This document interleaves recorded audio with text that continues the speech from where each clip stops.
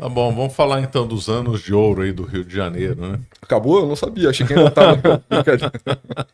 Rio de Janeiro foi capital imperial do Brasil, ainda do tempo do Brasil colônia, mudou em meados do século XVIII, Aham. depois do Brasil independente até a mudança do Juscelino. Então, se você quiser fazer um panorama aí da sociedade, Enfim, eu acho que as pessoas confundem, eu acho que não entendem exatamente por que cidades existem, né? Muitas vezes cidades são consequências diretas de geografia. Na verdade, a maior parte das grandes cidades são consequências diretas de geografia, né? Você pode planejar uma cidade no meio do Planalto Central, você tem a liberdade de fazer isso. O Brasil tomou essa opção, mas alguns lugares são organicamente ocupados porque tem vantagens comparativas em relação ao território. Então, São Paulo é um caso muito claro para mim disso. São Paulo é a melhor parte do Planalto Paulista para se ocupar, né? O território, apesar de, para mim, ser bastante montanhoso, mas é relativamente mais plano, né? Se você seguir mais para o interior, e também um ponto logo após a Serra do Mar, né? Isso é uma coisa que tende a favorecer também a formação de cidade. Então, você tem mar ou rio e uma cadeia de montanhas. Logo antes da cadeia de montanhas, você tende a, por princípio, né, humano, de conveniência, você acaba tendo uma ocupação mais intensa ali. Eu acho que, para mim, claro, tem a iniciativa do Juliano Anchieta, mas tem um planejamento estratégico também, né? São Paulo não foi escolhida a esmo. E a gente vê esse tipo de princípio que forma São Paulo viajando pela estrada. Última parada antes da serra, né? Não é sempre. É sempre aquela parada que é mais, né, tem uma comida melhor, tá mais cheia. Então, isso é um princípio humano intrínseco. tendo em vista a importância da história da França, é que nós lançamos a coleção no Caravelas Kids, que tem justamente a história do rei Clovis, do rei São Luís, Santa Joana d'Arc, a Guerra da Vandéia e Napoleão. Clique logo no link na descrição. O motivo da ocupação do Rio é que é um balneário natural. E mais ainda, né, em relação ao litoral brasileiro, que logo depois você tem o relevo de mar de morros toma conta, uma das faixas mais largas, planas que você tem no nosso da costa a costa, e de melhor navegabilidade, né, o Rio Grande do Sul, apesar de ter um litoral relativamente plano, é extremamente mal navegável, né, e eu não sei das minúcias da obra, né, enfim, do navegar, né, mas, enfim, a ocupação tardia de Porto Alegre denuncia isso pra gente. Mas o Rio não só tem uma faixa muito larga, onde você pode ocupar, como você também tem a Baía de Guanabara, que é um ponto estratégico maravilhoso, altamente defensável, bonito, né? Eu não sei se isso entra em consideração na hora de fundar uma cidade, mas se entra, com certeza isso é um ponto. E você tem também rios que te permitiam adentrar, muitos rios, tá? Muitos rios.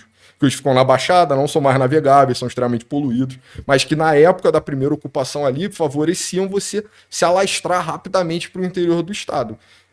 Fora que também o cultivo da cana acabou, né, sendo favorecido ali um pouco ao norte da cidade do Rio de Janeiro. Então, claro, é com ouro que a cidade vai tomar a sua importância, né, a estrada real que vai fazer do Rio de Janeiro a metrópole brasileira. Eu acho que isso é um dado que as pessoas esquecem. Hoje a gente olha São Paulo, é muito maior que o Rio, muito maior, quase o dobro. Mas isso é um fato relativamente recente da história do Brasil.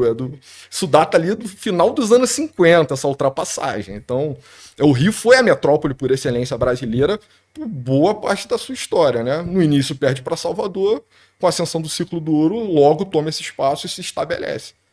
Eventualmente chega a família real, e aí você tem um ponto que é fundamental. Acho que tem um debate sobre onde foi fundado o Brasil. Eu vi que tinha uns livros ali infantis sobre Felipe Camarão. Eu acho que Batalha dos Guararapes é bem plausível como ponto de fundação do Brasil. Independência no Rio Ipiranga, né, o grito da independência, favorece os paulistas. Eu acho que também é um ponto razoável. Mas acho que talvez a ideia de Brasil tenha sido gestada na vinda da família real. Não é uma data oficial, tá? Não estou de acordo. Não, obviamente, mas a historiografia me condenaria. Acho que ninguém defenderia esse ponto. Mas acho que é razoável você imaginar que o Brasil estava podado em alguma medida pelo Pacto Colonial. Apesar das relações com a metrópole serem relativamente boas, mas, pô, você não podia ter uma universidade, né? Você não tinha você não podia emitir moeda, o comércio era muito restrito, etc. Então, o Brasil, ele estava podado, ele estava um pouco travado nesse projeto colonial. E com a vinda da família real, é uma enxurrada de recursos e uma enxurrada tecnológica também. Então, a gente tem o nosso banco, tem o nosso jardim botânico, tem a nossa biblioteca, tem um governo geral, você libera os portos, você libera, quer dizer, libera a indústria mais ou menos, né? Mas começa um processo de liberação comercial interno também, e o Rio floresce e logo também transmite essas tecnologias para o interior do Brasil. Não é um perfeito, né? Sei lá, para puxar um exemplo, política monetária. O Brasil não acertou isso na República Velha, né? Tinha emissão em mais de um lugar, etc. Era confuso, mas antes da vinda da família real, cara, o Brasil era um país. Era, né? A identidade eu acho que estava ali, mas não tinha os meios, né? Não tinha Estado. Você não tinha nem um embrião direito de um Estado moderno. A economia brasileira é muito informal naquela época, né? Sei lá, o Jorge Caldeira pontua, né? Que é um historiador que eu gosto muito da Academia Brasileira de Letras. Desde, sei lá, do século XVIII, Portugal já tinha noção de que aquilo ali era a vaca leiteira da coroa portuguesa, né? O Brasil tinha um porte econômico maior do que Portugal já naquela época. Depois da vinda da família real, acho que toma forma assim, cara, o Estado, nação, ideia. Vamos começar a pensar Brasil, o que une o Amazonas ao Rio Grande do Sul, e isso acontece no Rio de Janeiro. E é um processo contínuo. Eventualmente, a monarquia cai, a gente tem a proclamação da República, e aí, para minha infelicidade de todos os cariocas, já estava disposto daquela Constituição de que, eventualmente, haveria transferência da capital. É verdade, esse é um bom ponto que as pessoas esquecem. Já estava previsto lá no comecinho da República, né? Inclusive, foi feita uma missão por cientistas europeus que foram no Planalto Central, né? Missão Cruz, é a Missão Cruz, eu acho. O nome do cientista, isso, né? Belga. E aí foi e fez umas investigações. Você tem mais detalhes dessa expedição ou não? Eles chegam a uma conclusão, é bizarro. Nessa época, a ciência meio que tá... Não é essa... né? Tá engateando, essa crença religiosa, né? Quase que a gente tem hoje, mas... Eles chegam a uma conclusão que é quase mística, né? O Planalto Central é o encontro dos 4 rios que formam o Brasil. Esse espaço era meio que... tinha um papel sagrado também para os indígenas da região.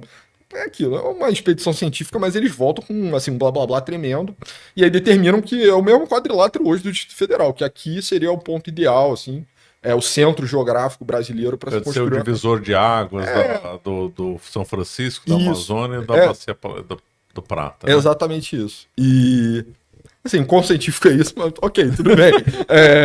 Colou, né? A verdade é que colou. Mas não avançou, né? O projeto não avançou. Exato. Era um projeto muito ambicioso, né? Assim, eu acho também que as capitais dizem muito sobre as formas de pensar política do país, né? E eu acho que Brasília vai na contramão de uma visão democrática, tá? Em muitos sentidos, assim. Eu acho que a plenitude democrática, onde o poder está situado junto ao centro populacional, né? Eu acho que por princípio, assim, né? Então, quando a gente fala sobre absolutismo na França, a transição para Versalhes muitas vezes é tratada como um marco, né, de distanciamento do poder, autocracia, né? O absolutismo, isso está muito correlacionado. Então, por mais que as intenções, né, pelo menos em termos ideológicos, fossem de trazer mais representatividade popular, Brasília era um projeto altamente antidemocrático. Ainda acho que tá? Eu conheci a primeira vez ano passado. Odiava muito, eu ficava, não, eu odeio essa cidade, eu odeio o Celino Kubitschek. Mas aí eu eventualmente fui lá conhecer. Ele continuou odiando. eu acabei gostando um pouco de Brasília, assim. Acho que se você entrar no estado de espírito ali, acho que você consegue entender a visão.